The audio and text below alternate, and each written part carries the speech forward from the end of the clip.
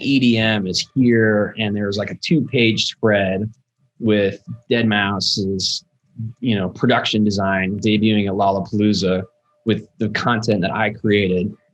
And then 2 pages later, there's a Skrillex article, and he's talking about dubstep and how he was going to my parties to discover this music. I'm Sean Bose, concert visual designer in Los Angeles, California. And today we are talking to Drew Best.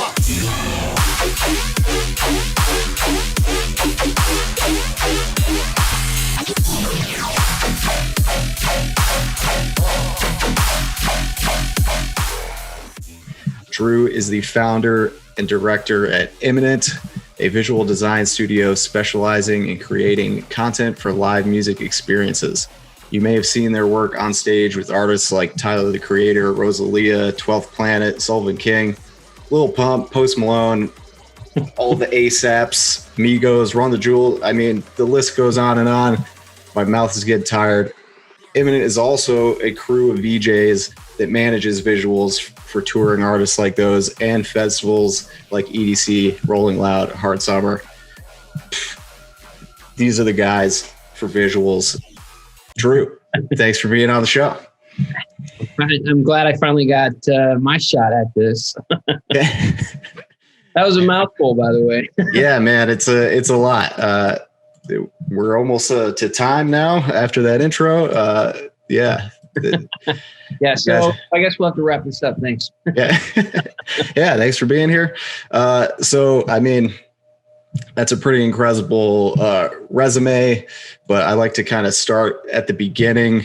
Where did you grow up? What type of kid were you? Give us the origin story of Drew Best. I was probably a hyperactive child. I grew up in Chicago area. And yeah, I don't know. I was very into computers as a kid. I was into skateboarding. I had a lot of friends that were like really heavily into music. Music was kind of the thing that like got me, to meet new people and have a connection with new people. You find people who were kind of in the same music you were. And, that was just sort of where, the cool kids were. And so that was kind of how I fell into it. And I was super passionate about music. I was early on, like, anything from hip hop to industrial bands to, techno as I kind of got into that world. But yeah, that was kind of my origins. And I was into art heavily until I had an art class in my freshman year of high school with an art teacher who failed me for the first time. First time I got anything other than an A in an art class. I failed art fundamentals, and is the only art teacher at my high school. So there was some friends of mine that were kind of pushing me to say graphic art was kind of maybe something I should pick instead. And the school I went to had a lot of printing presses and darkroom gallery cameras and all this sort of like low tech that was donated by the printing industry. And I really got into like desktop publishing, which turned into 3D graphics, and that turned into web design and such. So that's kind of what my childhood was like. My high school years too, started getting into going to raves. And I started DJing raves, and more than just DJing them, I wanted to promote my own raves, and I wanted to be as much in that industry as possible. So yeah, I think, picking up flyers at raves and shops when I was a kid, I would see all these crazy graphics and I would just like trip out on them. Like, I want to make stuff like that someday, and yeah, visuals was kind of like a new thing. This was the mid 90s when I was growing up. So, I'd see some really old school, projector loops. There's groups like XFX, Brad Baker's XFX, that was like one of the companies that was he was an LA guy, but he was licensing his film loops for like all these different, visual installations at events. And then The other big one in town was OVT, and that's where Bello Verkhaus and VJ Tech and Brian Dressel, some of the guys that were making a lot of this content were, at the Chicago Midwest raves. They were like big visual crews at the time. Bello Verkhaus went on to go on to B Squared and XI Labs, and he's just been like an OG in the industry for as long as I can remember. I mean, those guys were doing visuals at the first raves I was going to 25 years ago, So yeah, I mean, that was just kind of like, a big thing in Chicago. The audio-visual community was really big.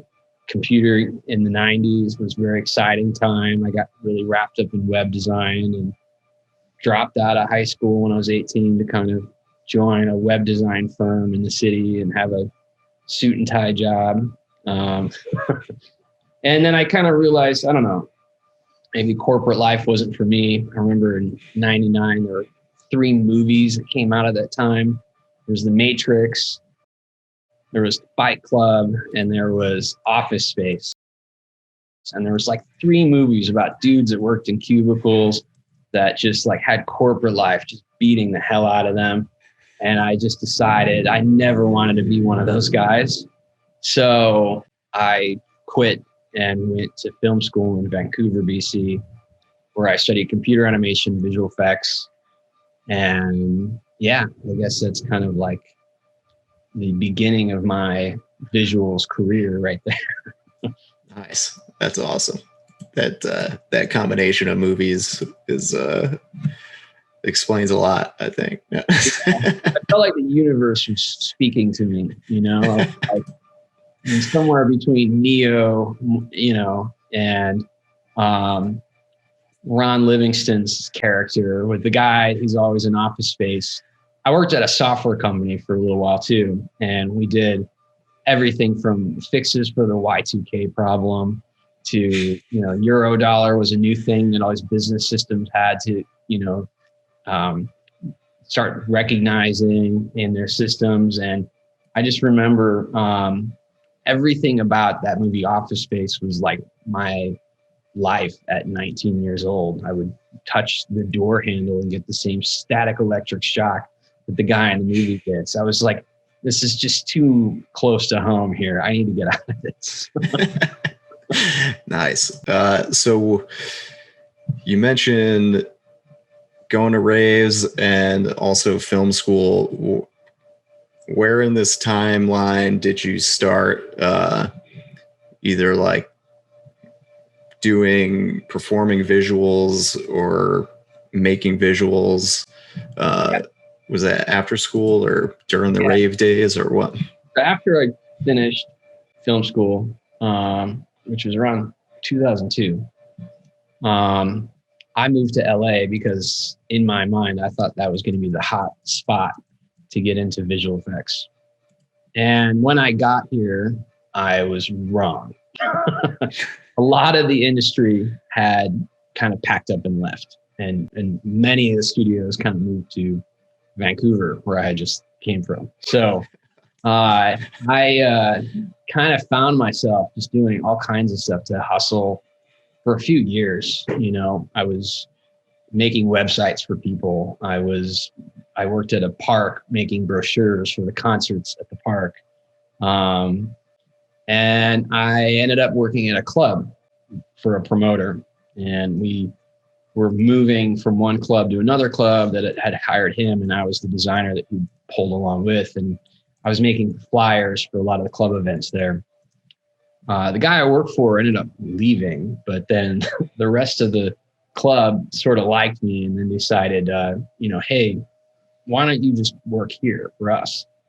At that time, the club was called Qtopia, and the event manager at this club was Pasquale Rotella from Insomniac, who, founded EDC and, Bass Rush and all these mega brands that, we're definitely part of. But back then he was working the club and he was kind of rebuilding his Insomniac brand after it had kind of gone through this big, huge thing in the 90s and then kind of took a dip. So he was sort of ramping back up that whole thing. And so the club that we were at was an 18 and up club. They sold Gatorade, and it was just a rave club. But they won a lottery to reopen with a liquor license. So they closed everything down and got a whole new video system, lighting system in that club. And me being the graphic designer at the club, I kind of was poking around with the video gear and was like, who's using this stuff? And everyone's like, no one knows how this thing works. So I ended up learning how to VJ because I worked at the club, and this was probably about 2005. Started making some of my own VJ clips. All the events that were happening there. We'd had a bass rush Wednesday night. It was a big drum and bass night. On the weekends, they were doing like big house and techno, clubby, kind of like Paul Van Dyke, Paulo Control kind of nights. Sunday nights was the deep house music night. And, there was all kinds of events that were booked at that club around that time too. And so I just kind of became the VJ at the club and did it until I kind of found my place in motion graphics and, left the club to kind of do, a bit more commercial work. Worked at a company called Three Ring Circus doing motion design, and then Trailer Park doing like movie titles and movie trailer graphics, TV promo graphics, that kind of stuff. So I kind of got out of the club VJ world for a little bit. When I was VJing at that time, it was projection only, and no one really cared what you did with the projectors as long as someone was using them. They were happy they were being used. So kind of just did whatever, find footage, wasn't really focusing too much on creating a ton of content, play DVDs of weird stuff and mixing it in with other things. And it was all analog video, but it was kind of where I learned and got good at it and kind of brought, some of my DJ skills to, mixing of video content and kind of trying to mix things on beat. But yeah, it was kind of like, a few years where I was, VJing a lot. EDC, Electric Daisy Carnival was kind of, still in LA at that time. And I'd VJ some of the stages there. Some of the big massive bass music events like the drum and bass and, house music parties Insomniac was doing some of those festivals as well. But yeah, it was still kind of just like something I did for fun. It was like a hobby. Nice. That's awesome. Working at the club with, Pasquale. Everyone should know that name if you're interested in this stuff. Yeah, that turned into learning to VJ because you were the guy around that was a designer. So of course you could figure out VJing, right? Yeah. It was just kind of like no one else knew how it worked, Designer and DJ, VJ. Yeah, exactly. Hell yeah. Yeah. So a few years later, you started SMOG Records with some of your homies. Yeah. Another few names that people might know in the scene. What prompted you to start that? And then maybe how did that evolve over the 10, 15 years that it's been around? So SMOG started in 2006. I had a friend of mine that was really into dubstep music way before anyone had ever even heard of it. And had for a little while been trying to convince me you should do something with this music because there's nowhere to LA to go hear it. So yeah, I was VJing at, Vanguard, which is now Create. It's gone through a couple different, it's now Academy. Actually, it's gone through a couple different names. Academy in Hollywood. But at that time, it was Vanguard. And buddy of mine was like, hey, maybe we can do the second room or something. We'll do a dubstep thing in here. And then we just kind of got motivated to just decide we're going to do our own event. And so it was our only motivation to do one night. It was going to be the first time there'd been an all dubstep event in LA. And I remember we had a hard time finding enough DJs to play dubstep music for an entire night. There weren't enough records on vinyl at that time that existed that really warrant an entire night of that music. So you kind of had to start asking around people that were making it. And, I hit up this dude, John Infiltrata, and he was like a big LA drum and bass DJ, and hit him up and I asked, hey, I heard you're making some dubstep records. Would you be down to play one of our shows? We're going to do the first all dubstep event in LA. And he was really excited, but he was like, I'm going to be in Germany that weekend. I don't think I can do that.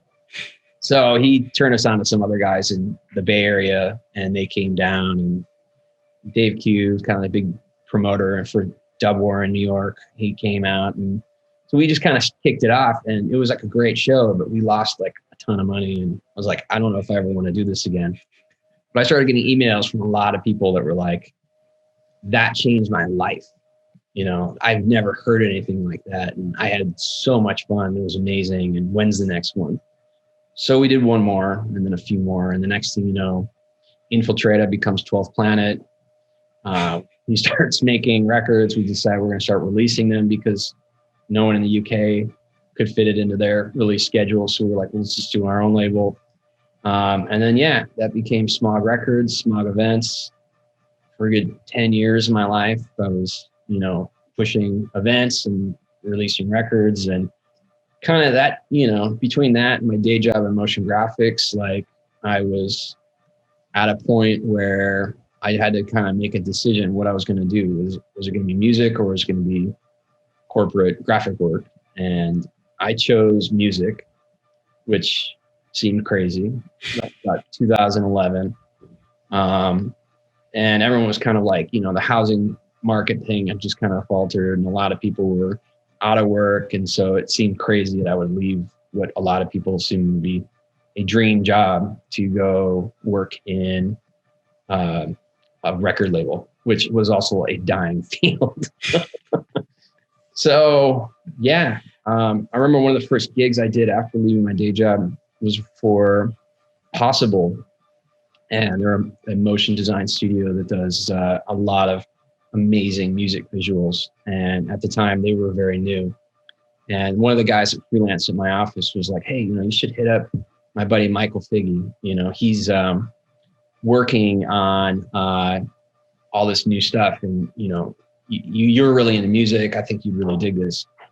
So I call him up and say, hey, I'm freelancing now, and I'd like to, see if maybe there's some stuff we can work on. He says, I've got this project coming up. It's for Deadmau5's new tour visuals. And would you like to be an animator on this? And I ended up, taking the gig and, having to sort of expedite my passport renewal to find myself in Toronto on a soundstage with Michael and some of the Possible guys. And we were cranking out visuals with the lighting director, which was Martin Phillips from Bionic League, who had done like the Daft Punk Pyramid and a bunch of stuff for Kanye and Lady Gaga. And so we were working directly under him and just kind of creating content to go on this massive Deadmau5 cube structure. And that was really the first time that I was sort of seen the light with, actually working with an artist on their show. And before, for me, being a VJ at clubs was just doing whatever you wanted to, as long as you were using the gear, it was cool. And that was fun, but I kind of saw it more as a hobby. But then seeing how we'd kind of been working on very specific songs and for a specific artist, and working with the artist and the lighting team, and how all those things choreographed together, it just like opened up so much for me. And I was like, I want to do this. Like, this is where I should be taking my graphic skills, my love for music, working on shows, and specifically like creating content that is artist specific. And, that stuff that we did for that Deadmau5 tour, there was a double page, spread in Rolling Stone magazine. It was the one with Skrillex on the cover, and they're like saying EDM is here, and there was like a 2-page spread with Deadmau5's, production design debuting at Lollapalooza with the content that I created.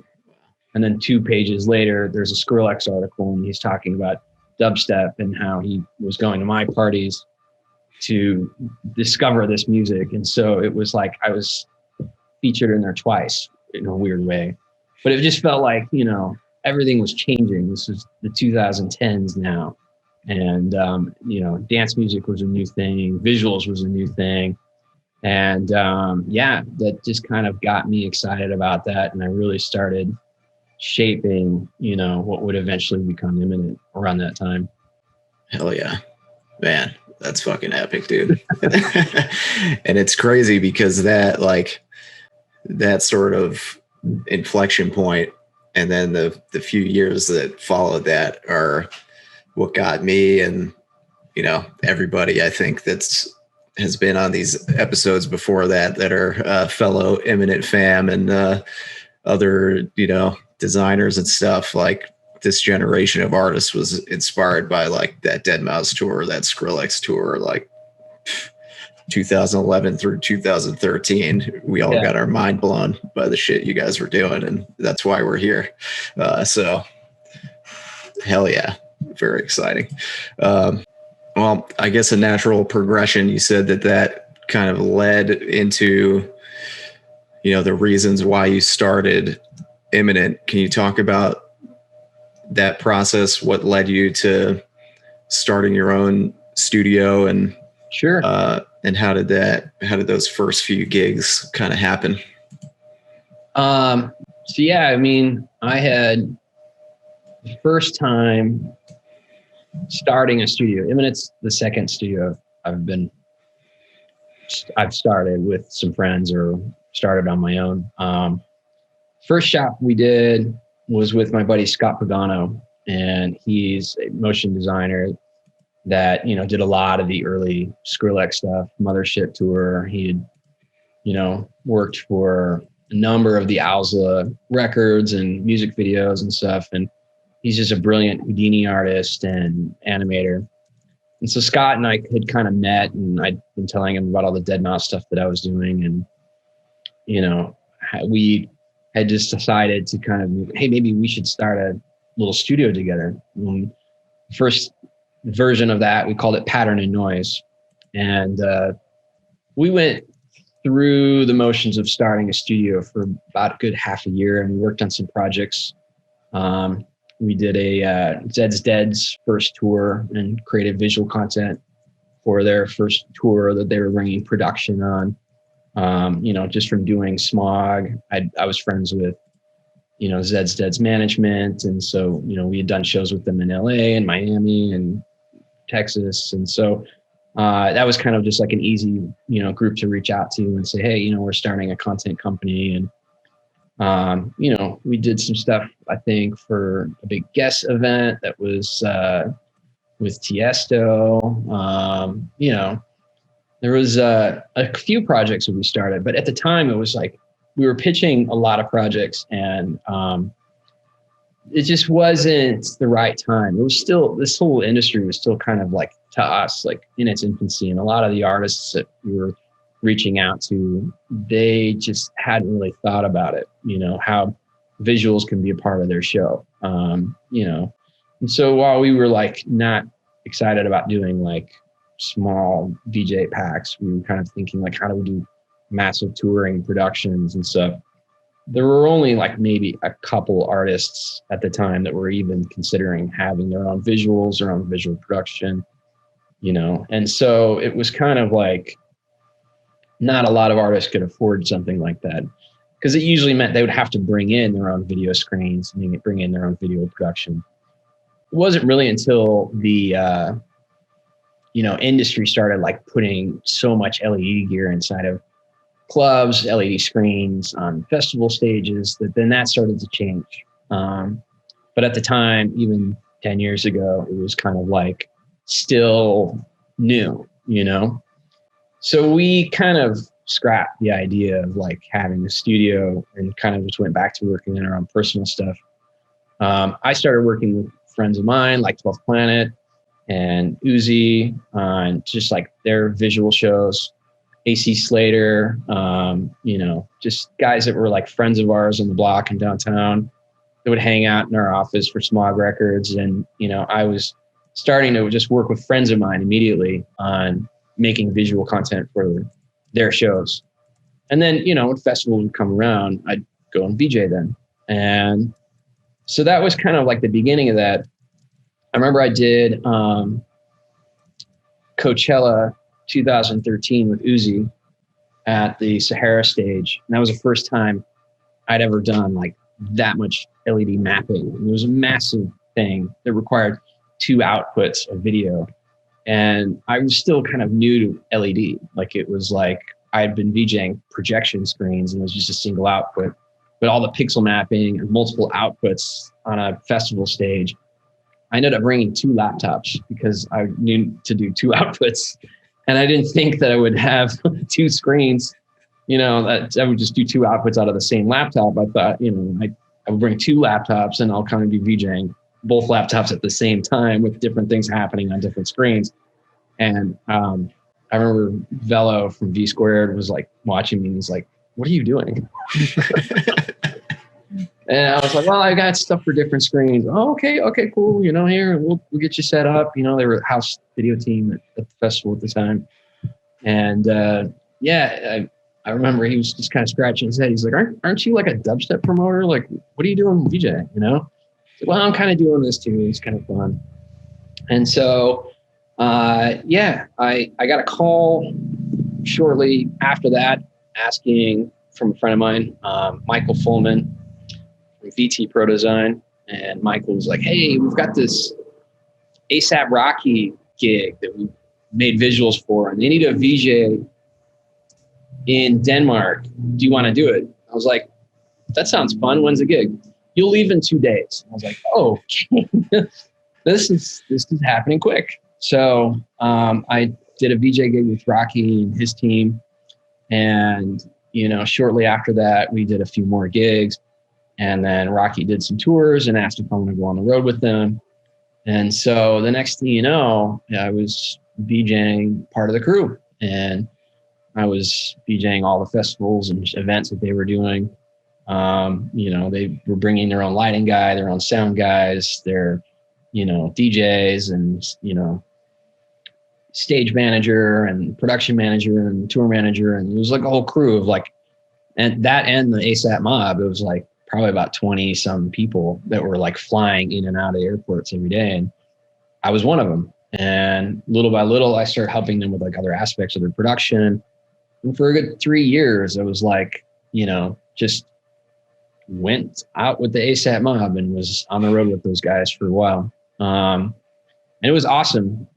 Rocky was like someone who's constantly wanting to change the show and try new things visually. And we'd be in Paris and he'd say, "Hey, can we, put the Notre Dame on the screen tonight?" And I'd have to like make that quickly and then throw that up there. And it was always like a challenge, working on the road. But I just was working so intensely with Rocky on his stuff and with his team that suddenly other artists started to kind of ask like, "Hey, really like what you do for Rocky. Would you be down to do some of that stuff for us too?" And back then it was just kind of like, I'm working on his stuff so much. I don't see how I can work on anybody else at the moment. It was just that intense of a schedule. Because we were touring all the time, creating content all the time, and VJing all those gigs. And so there was a point, I think, after Coachella 2016, I told the team, I think I'm going to go off in my own way. I just filed all the paperwork to sort of start Immanent and get our own studio going, talk to some friends, like, let's get, a couple clients going, and started Immanent in my apartment and, left Rocky's team and then started working with some of the other guys like ASAP Ferg and friends of mine in the music EDM world, like Valentino Khan. And, these guys were kind of like early clients of ours. Icicle, big drum and bass DJ from UK, Europe. He's someone I've worked with on, creating his whole visual show. And so, yeah, it was just kind of like, that transition of like moving from touring with one artist directly to being, sort of a service, and then hiring other animators to help us out and other VJs to help us out, where it didn't all have to just fall on me. For a while it was doing everything. And so I decided if I had more people help me out, I could probably take on more clients. And then next thing you know, we're a business. So that's kind of how that started. Nice. Yeah, just a surplus of demand. You're like, I need some help to make this happen. Something I really admire about you and have noticed for a while is you're like a connector personality type. Everybody's name, where they worked at, where you met them, where they worked before. You just have this like Rolodex in your mind. And you also seem to be really good at helping out the people around you and like propping up the friend group in such a way that you all kind of have just risen up together. Is there like a philosophy or a strategy or something that you've learned in the past that about that? I think that for me comes from Chicago dance music. And I mean that in a way that when I was growing up in Chicago going to raves, everyone in our community was just super proud of the hometown theme, all the DJs in Chicago, Derek Carter, Hyperactive, Mike Dearborn, Terry Mullen, all these guys in the 90s that were just like on fire, Phantom 45, Danny Wildchild. They were just like DJs that we were just super excited about. And it didn't even matter if you got the biggest DJs in the world, you'd sell out a rave in Chicago just by like the best DJs in Chicago. And so that was something that when I came to LA, I found that didn't really exist. It felt like the best DJs in the world come from anywhere but LA. And so that was one of the main motivations for me with SMOG Records, was I wanted to create a stable of artists in LA that were LA based and really carry the torch for Los Angeles and, push our city as the place where this music is happening. And I would see, around that era too, guys like Low End Theory were doing the same thing. They were cranking out the Flying Lotuses and the Toki Monsters and, all of these beat scene artists and making this community for art and just, taking their friends and just elevating them to another level. I mean, that's one of the things I really love about Los Angeles. Is just kind of this creative community where people are very nurturing of one another. I mean, for me, it's kind of the same with Immanent. Like, I really want our guys to excel and have identities of their own and to be, sought after as artists or performers, and just have this like stable of talent that's underneath our, underneath our brand, that is just, not just focusing on one person. I've seen it work with other studios where, maybe that one person gets all the credit, and there's a lot of designers, animators, et cetera, that feel like maybe that credit isn't really being distributed that well. And to me, it's very important, because I think all of us as artists, we're all trying to sort of establish our own identity and feel like the work we do, we get credit for. And so, I really try my best to do that and kind of create that culture. So that's super important to me. I really love to give people opportunities to shine and kind of distribute that credit. And, and I don't always remember to do it. And sometimes it hurts my feelings when people say, hey, you forgot me. And I'm like, I didn't mean to do that, but yeah, I'll have to fix that. But yeah, I mean, that's really just sort of like what I'm focused on with Immanent, is just more than just being a design agency, more than just being a crew of DJs, like having this culture of creativity is just a big part of the studio for me. And not making it about myself, but just kind of making it about like this team of people that are doing amazing things. And everyone that works with our group has just been bringing their own talents to the table and having their own special skills. And just that combination of things is what I feel like is, you know, been part of our success so far, and, you know, what we're kind of counting on to succeed in the future as well. I think you've done a great job at doing that. You see that in all the artists on the team, and even one of the things that stuck out to me, one of our first interactions, really, I had reached out to you just like, hey, I just moved here, I'm in the area, and we hadn't really even got a chance to have a meeting or anything. And you recommended me to somebody. I got an email from somebody else like, hey, Drew told me to hit you up. I got a job with somebody else because of you before we had even really talked. So like, yeah, that attitude of just putting people on and, you know, elevating people is, I think, really apparent with how you run your business. It's a really cool thing. And that's something that, you know, drew me to you in the first place. And I think why we've worked together so many times over the years. Awesome. Thank you. As a studio owner and the first studio owner on the show, thank you for breaking the ice. What do you look for in a freelance artist or a team member, and where do you look for them and find them? Instagram. I've hired a lot of people from Instagram. I'm just kind of addicted to the app, and if you ever want to get a hold of me, hit me on Instagram. It's probably the best way to be. At RIP your DMs. Right? Yeah.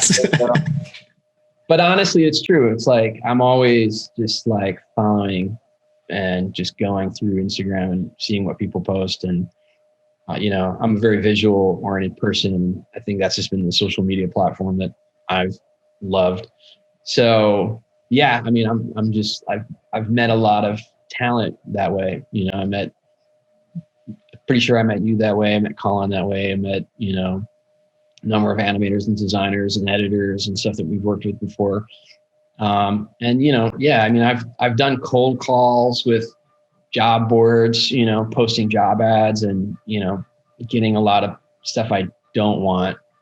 You know, there's like a board motionographer, for instance, where a lot of the motion design community for corporate work is. And, you know, people will send me resumes and reels that are like, I have, you know, Emmy nominated, you know, show graphics, and I've worked on all these huge corporate campaigns.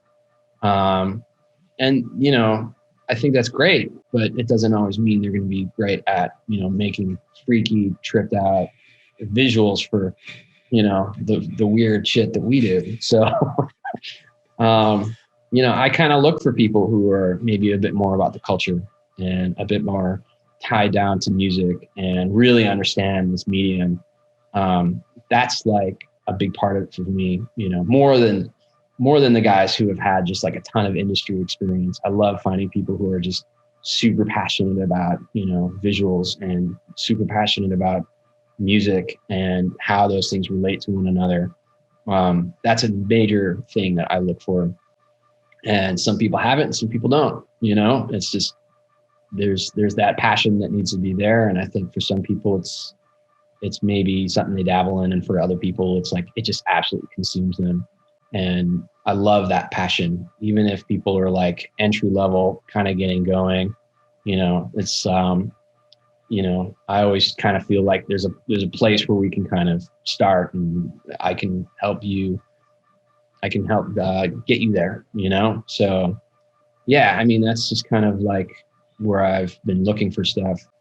What types of skills? I mean, I love looking at everything, you know? I look for people who are great with 2D traditional animation, who are just really good at drawing like cell animated style stuff. I love people who are great After Effects artists and just really good with motion design and, you know, taking design elements and chopping them up and animating them and making them cool. Definitely have a huge stable of 3D artists. 3D is a major part of what we do. Everything from, you know, Cinema 4D with Octane to, you know, Houdini, Maya, ZBrush, there's a lot of applications that, you know, people just kind of just focus on and really push the limits to. And then real-time rendering has been a big part of what we've been doing lately. Unreal Engine, Notch, you know, these are applications that we have just taken rendering out of the equation and getting stuff that looks on par with stuff that would take us weeks to render and getting results instantly. I see that as like the future, but you can't just learn those applications only. Like, you still have to be an artist to begin with, and you might create some of those assets in one application and bring it into another. There's a mix of tools that you kind of use. Editing too, you know, editing is a big part of what we do. We do a lot of stuff that's time code oriented. And so I'm an editor, I'm an animator, I'm a, you know, designer, director, and editing is a big part of, you know, just cutting stuff to music, cutting, you know, just making things just feel like they have a bit more energy, intensity, speeding things up, ramping them down. All of that kind of has that, like, it's a big part of what we do. You know, you kind of see it in our reels and stuff. We really just push editing as one of the things that we sort of push as a studio. And so, yeah, I mean, there's just like a whole wealth of tools. Programming development, you know, there's a lot of things that people can do with coding and, you know, creating interactive materials that way. And so, yeah, I mean, it's, for us, it's multidisciplinary. And when I create bids and bid stuff to certain artists or certain teams as projects, then I kind of select people I think are really good and excel at those things to put together on a group, and then find that this is something that they really enjoy doing, and I want to have those people work on that project. When you're creating concepts for shows, are you ever thinking about the resources that you have available and like the tools and techniques that you use, or is it come up with whatever goes with the music and figure that out later? What's your philosophy with that?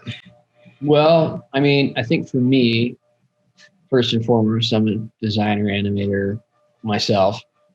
And so one of the things I try to do is just never pitch anything I can't do myself. If I get in a jam, which happens, you know, someone gets sick or someone has to, you know, their time is up, they got to move on to another job or studio, there's always a chance that I might have to sit in the driver's seat too and take over and finish a project. And that happens a lot. So I think that's one thing I think about, is just like, I want to make sure I am not doing anything that I don't myself know how to do. But I think from that knowledge too, I'm also able to directly pitch to things that I think we're capable of. So yeah, I think that's one place that, you know, one method for me for pitching projects. I'm constantly learning. I'm like all the time reading up on things, taking tutorials, you know, digging through books on, you know, maybe something I feel like we're lacking in, and just trying to like really up my game on that. I think a career in visual media is just you never stop learning.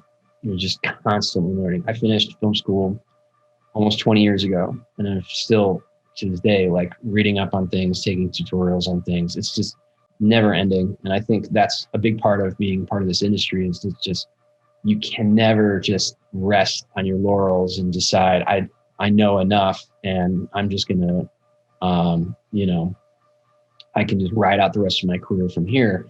It's not like that for this business. It's constantly changing. There's always new technology, always new techniques. And it's part of the fun for me, is learning these things and pushing them to maybe what they're not supposed to do. Yeah, definitely. I mean, this past year was a perfect example of that. You know, you can't get comfortable. At the beginning of 2020, things were taking off like a rocket. We're the busiest you've ever been. You work on the Grammy stage. We're ramping up for a pretty insane summer of tours, and then poof, everything's gone. As a studio, how did that impact you? How did you respond? What did you do to get through that? That was probably my scariest point in Immanent, was just knowing that all of our work had just disappeared, and it was like anyone's guess when things would come back.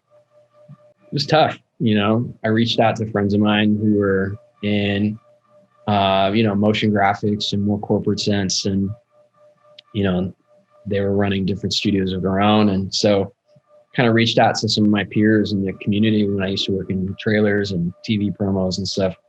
Said, hey, I have this great wealth of artists, and if you guys need extra help on things, holler at us.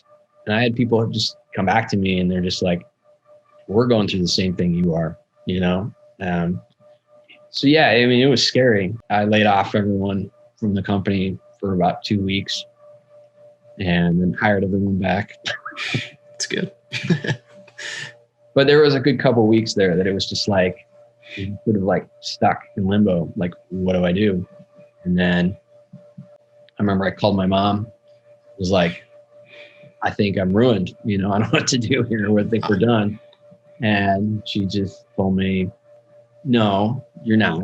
And you need to, pull up your pants and, get to work and figure out what the next thing is, figure out how this is going to pivot. And she was right. I started doing tutorials on Unreal Engine and teaching myself some of that, and decided that we need to start coming up with new ways, inventing new ways that we can be to remain relevant. And friends of mine that were DJing and offered to do like some green screen shows with them and run some VJ content behind it. But soon after that, we were trying to do, virtual shows. And so that was kind of like the thing that got us motivated. We applied for some PPP money, and that helped a lot, as we were awarded some money to help cover salaries for 2 months, which, is a start. But we spent that money specifically on like, all right, research and development time. Like, let's learn some new tools. Let's figure out some new techniques. Let's start playing with things, getting friends together. I know you were one of them. Let's meet up and just try out some new things, try out some new techniques. My buddy Mike Osan, he has a company called Nightlight, and my buddy Lee Duck, his group's called Duck Lights. We started our thing early in COVID. We started calling it the Saturday Club. We just meet up every Saturday and just start playing around with Notch and, depth sense cameras, and let's start playing around with Unreal Engine, and let's start, taking some of the timecode lighting, timecode visual project files we did for an artist and turning that into a virtual environment and virtual club, and run real lighting and real video into it and see what happens. It was kind of those experiments that, started getting some low paying gigs, and then they turned into bigger paying gigs. And so next thing you know, by the second half of 2020, we were doing tons of virtual shows, and to the point where we ended up doing a virtual festival this year. And we did 21 virtual concerts with full lighting programming, or festival style, busking the show, VJing all this content into those shows, and then taking the artist and somehow putting them into this virtual world. And so, that was kind of the thing that sort of has bridged us to the next steps here. And now with festivals coming back, events coming back, touring is kind of being talked about again. It's crazy that, that's the stuff that we've always have done in the past. We have this whole new skill of virtual production that we've really been focusing on too. And so now I feel like we have all these new avenues that we can be exploring, and maybe even combining all these different techniques together in the future. Yeah, that's something that sort of a trend that I've seen through doing these talks with people is that constantly learning and pushing yourself to like learn things that are kind of tangential to what you already know, or like something new that you heard about, check it out. And also like doing the work and putting together a proof of concept of something that you want to pitch to people eventually, doing that work up front, putting in a little bit of time and money into putting that together. So you have something to show people is the key to, getting new work and keeping things fresh and moving along, even through some of the most difficult times you could possibly have. Awesome. We're getting to the end of our time, so I'm going to do a couple of rapid fire favorites type of things, and then we'll leave people with some parting words. Does that sound good? That sounds great. Awesome. Do you have a render engine of choice? Unreal. Unreal is the hot shit these days. Hell yeah. Octane. Used to be Octane.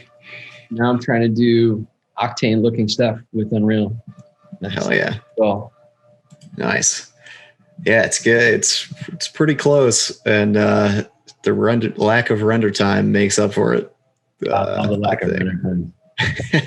Yeah, it's amazing. I'm working on a music video right now, back in Cinema and Redshift, and I'm like, why am I doing it this way? What is this rendering? I haven't rendered in a year. We did a project in November. It took 2 weeks to render, and I was just like, and everything else we were working on was Unreal, and I was like, this is just archaic. Why are we doing it this way? I still love it. I mean, there's something that you can achieve with rendered content, and that's just that level of quality and detail. But man, it's just like the goal to get away from that. The gap is getting smaller and smaller every day too. It's all right. That answers my next one. If I was going to ask if there's a real-time engine that you prefer if you didn't pick one, but Unreal takes the cake. I love Notch too. I really love Notch. Notch is great. And yeah, kind of freshened up on my Notch knowledge recently. They've added a lot of new tools and things to it. I still love Notch. I mean, it's just an amazing application, and for someone to just bang stuff out quickly, when we do stuff in Unreal, it is a pipeline. Like I have to kind of assign different people to different things in this assembly line. But with Notch, it's like you can very quickly just start pulling some things together on your own and, creating some amazing looking stuff. So yeah, it's kind of a tough toss up between those two for me. I really have a place in my heart for Notch. But Unreal definitely has like what Notch can't do. Notch is these blocks that are programmed and pre-programmed, and they do what they can do. And with Unreal, it's definitely unlimited what you can do with it. As much as you can code into the application, it can do that. So most of the time, it takes a while to figure it out, but once you've got it, it's going. Yeah, for sure. Notch is a artist-friendly little sandbox that you can make things quickly, and Unreal is a monster. But once you wrangle it, it's insane. Is there a plugin or other like little tricky tool that you enjoy the most? Probably my Universe plugin kits for After Effects and Premiere. Oh yeah. Yeah, the the Red Giant Universe plugins. That's just kind of like my little salt and pepper, all kinds of little finishing on projects, little chromatic aberrations and glitches and things like that. Just little peppering things in on top of what comes out of the render engines and CG. I'm still a big fan of After Effects and all the plugins and stuff that come out of there. So, it's a good skill to have. There was a point in time where we really didn't have a amazing render engines. So we would take really bad looking CG and have to really polish it up in After Effects. And so that's a big part of my coming to age in motion graphics, was learning After Effects and mastering it was like a big thing for me. So still use it a lot. So yeah, I'd say my Red Giant Universe plugin kit is probably my favorite set of tools. MIDI controller or control surface for VJing. Easy. The Novation launch control. Yeah, I had a feeling. It's small. It's funny. My buddy Michael Fulman gave me his on like an A$AP Rocky gig, and he was just kind of like, "Here, it's like a little controller. If you want to use it for a gig." And I just fell in love with it. To me, it's just like, you know, you've got DJs that have like, you know, 4 CDJs and a massive mixer and like look like NASA piloting this thing. And then you get a DJ like A-Track or DJ Craze that has a tiny little mixer. You can just crush everybody on it. I love my little Novation launch control. That's my favorite mixer. I mean, I have the APC 40s for bigger gigs, and, you know, we've got lots of things going on with that. But if I just have like a, you know, jump out the plane, get on a festival stage, do a gig, get back in the car, go home situation where I don't have a lot of time to fuss with things, that Novation controller, I'm just tweaking knobs and crushing buttons and just trying to fit as much as I can into this little device. And yeah, that's my little battle mixer right there. Hell yeah. Is there a go-to effect in Resolume? God, everyone says strobe. That sucks.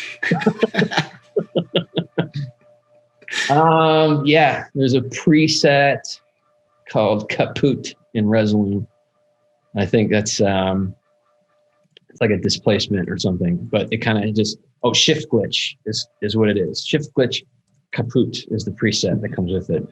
And I don't know, it's just been one of the ones I've always used from like Resolume 2.3. So we're on 7 now. It was a while ago, but it's just one of those that I've always had in my toolkit. And every time I push it, it's just like, you've got your strobe, you've got your flashy, trashy kind of things happening with VJing. But then the little bit of like Kaput just fucking makes it even crazier. Nice. Is there a book you're reading right now or have read recently that you'd recommend? Yeah, it's probably on my shelf back here, but I would say this one is badass. Oh, nice. Creativity Inc. by Ed Catmull. You might recognize the name Catmull from the Catmull-Clark process of subdivision in 3D.